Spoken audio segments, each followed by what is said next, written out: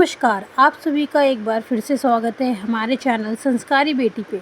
हरे कृष्णा। ओम श्री गणेशाय नमः। आज की इस वीडियो में आपको बताएंगे साल 2024 में अनंत चतुर्दशी कब है, पूजा विधि, शुभ मुहूर्त क्या रहेगा और अनंत चौदस का धागा कैसे बनाया जाता है। क्योंकि इस दिन गणेश विसर्जन भी किया जाता है, तो ऐसे में विसर्जन का शुभ मुहूर्त कब से कब तक रहेगा और इस दिन आपको क्या करना चाहिए और क्या नहीं करना चाहिए। इस बार 7 सितंबर को गणेश चतुर्थी के दिन लोगों के घरों में गणपति पापा पधारे हैं। ऐसी मान्यता है कि भाद्रपद शुक्ल पक्ष चतुर्थी को गणेश भगवान का जन्म हुआ था, इसलिए इस दिन को गणेश चतुर्थी मनाते हैं। और इसके बाद ठीक 11वें दिन पर अनंत चतुर्थी के दिन गणपति पापा का विसर्जन कर दिया जाता है। उनकी मूर्ति को जल में विसर्जित किया जाता है और इसी के साथ गणेश उत्सव का पर्व भी समाप्त हो जाता है। अनंत चतुर्दशी भाद्रपद माह के शुक्ल पक्ष की चतुर्दशी तिथि को मनाई जाती है। इस दिन गणेश भगवान की पूजा के अलावा भगवान विष्णु के अनंत स्वरूप की पूजा करते हैं और इस शुभ अवसर पर लोग पूजा करने के साथ ही दाएं हाथ में 14 गांठों वाला अनंत धागा या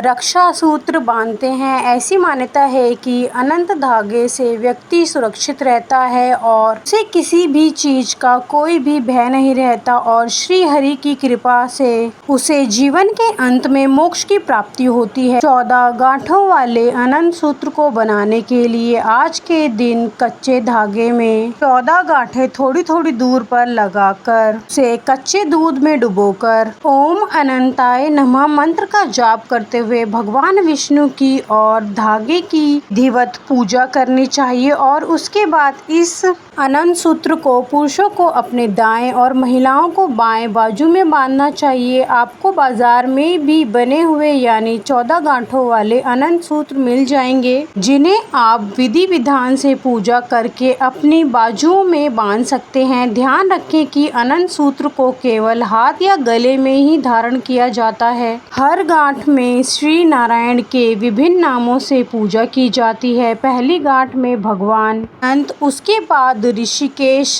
पद्मनाभ, माधव, वैकुंठ, श्रीधर, त्रिविक्रम, मधुसूदन, वामन, केशव, नारायण, दामोदर और गोविंद की पूजा होती है। आप हर गांठ लगाते समय इस प्रकार कह सकते हैं, ओम अनंताय नमः, ओम ऋषिकेशाय नमः, ओम पद्मनाभाय नमः इत्यादि। ऐसी मान्यता है कि अनंत सूत्र बांधने के बाद इस दिन व्रत रखने के साथ साथ अगर कोई व्यक्ति श्री विष्णु सहस्त्र नाम स्तोत्र का पाठ करता है तो उसकी समस्त मनोकामनाएं पूर्ण होती हैं। धन धान्य, सुख संपदा और संतान आदि की कामना से भी इस व्रत को किया जाता है। अनंत सूत्र को धारण करने के बाद 14 दिन तक तामसिक भोजन नहीं ग्रहण करना चाहिए। ग्रस्त जनों को ब्रह्मचार्य का पालन करना चाहिए, तभी इसका लाभ मिलता है। कहते हैं कि कौंडई ऋषि ने इस धागे को अपनी पत्नी के बाजू में बांधा देखा तो इसे जादू टोना मानकर उन्हें वह धागा उनके बाजू से निकालकर उसे जला दिया, जिसके कारण ऋषि को भारी दुखों का सामना करना पड़ा। अपनी भूल का पता चलने पर उन्होंने भगवान अनंत की 14 वर्ष तक घोर तपस्या की, जिससे प्रसन्न होकर भगवान ने उन्हें फिर से सुख और धनवान बना दिया। अनंत सूत्र को वैसे तो 14 दिन तक बांधा जाता है, लेकिन कुछ लोग अगले साल की अनंत चतुर्दशी तक यानी पूरे 1 साल तक भी इस धागे को धारण करते हैं। अगर आप ऐसा ना कर पाएं तो आप 14 घंटे के लिए भी अनंत सूत्र को बांध सकते हैं।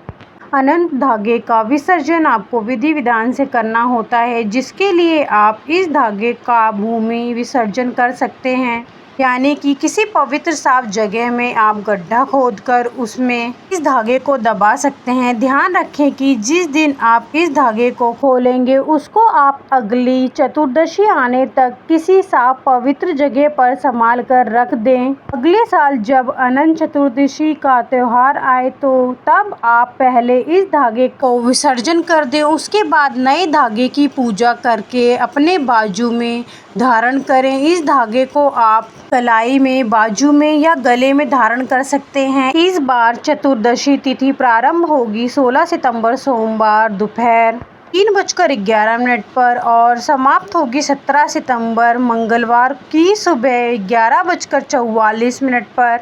इसलिए इस बार 17 सितंबर मंगलवार के दिन अनंत चतुर्दशी का पर्व मनाया जाएगा और इस दिन गणेश विसर्जन भी किया जाएगा। और सबसे विशेष बात है कि इस बार भाद्रपद पूर्णिमा का व्रत भी 17 सितंबर मंगलवार को ही रखा जाएगा। इस दिन सूर्योदय होगा सुबह 6:17 पर और सूर्यास्त होगा शाम 6:24 पर। ब्रह्म मुहूर्त रहेगा सुबह 4:41 पर और समाप्त होगा 5:29 पर। अभिजीत मुहूर्त रहेगा सुबह 11:57 से दोपहर 12:45 तक का शुभ मुहूर्त रहेगा सुबह 6:07 से 11:44 तक। चंद्रोदय होगा शाम 6:05 पर। राहु काल रहेगा दोपहर 3 बजे से 4 बजे तक। गणेश विसर्जन के शुभ मुहूर्त रहेंगे जिसमें सुबह का मुहूर्त होगा सुबह 9:11 से दोपहर 1:47 तक। दोपहर का शुभ मुहूर्त होगा दोपहर 3:19 से 4:41 तक। शाम का शुभ मुहूर्त होगा शाम 7:51 से रात 9:19 तक रहेगा। इस दिन गणेश भगवान की विधि विधान से पूजा करके धूमधाम से उन्हें विदाई दी जाती है। अगले वर्ष फिर से अपने घर में विराजमान होने की प्रार्थना की जाती है। यह थी आज की वीडियो। उम्मीद है आपको वीडियो पसंद आई होगी। वीडियो को लाइक करना ना भूले और हमारे चैनल संस्कारी बेटी को अगर आपने अभी तक सब्सक्राइब नहीं किया है तो चैनल सब्सक्राइब कर लें और वीडियो को ज़्यादा से ज़्यादा शेयर करें और हमसे जुड़ रहें और बेल आइकन को प्रेस करना ना भूलें कि ऐसी जुड़ी जानकारी आपको समय पर मिल सके। धन्यवाद। हर हर महादेव।